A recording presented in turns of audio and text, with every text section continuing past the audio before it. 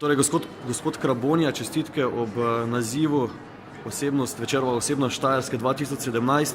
Kaj vam v bistvu ta naziv pomeni, kako ga boste unovčili?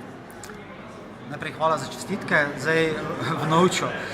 Sliši se grozno, komercialno in pa tako malo potrošniško. Dejansko upam, da bomo s tem uporniki postali še bolj prepoznavni in da bomo seveda s tem lahko še večkrat apelirali na ljudi, ki dobre volje, ki bi seveda bili pripravljeni kdaj pa kdaj odšteti kak evro ali dva za te ljudi, kateri pravzaprav so na robu preživetja. Tako da v bistvu, ja, vsa ta takšna in podobna priznanja pač pomenijo vedno eno prepoznavnost. In žal, tudi v tej dejavnosti, kot je humanitarnost, človekoljubnost, pač zahteva tudi prepoznavnost in brez medijev in brez prepoznavnosti žal ne gre.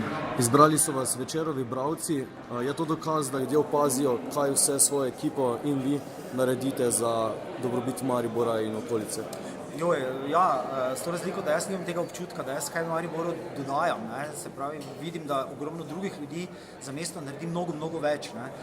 Mogoče je ta poteza, da mogoče se mi iz tega umaknjenega prostora nevidnih, neslišnih ljudi, te ljudi nekako ponovno poskušam integrirati v to mariborsko družbo, da mogoče to prineslo ta naziv in ta pač moja prepoznavnost. V vsakem primeru pa ne, absolutno je tu mnogo ljudi, ki mnogo več naredijo za to mesto, kot ga naredim jaz. Jaz sem vseeno samo učitelj. Hvala. Hvala vam.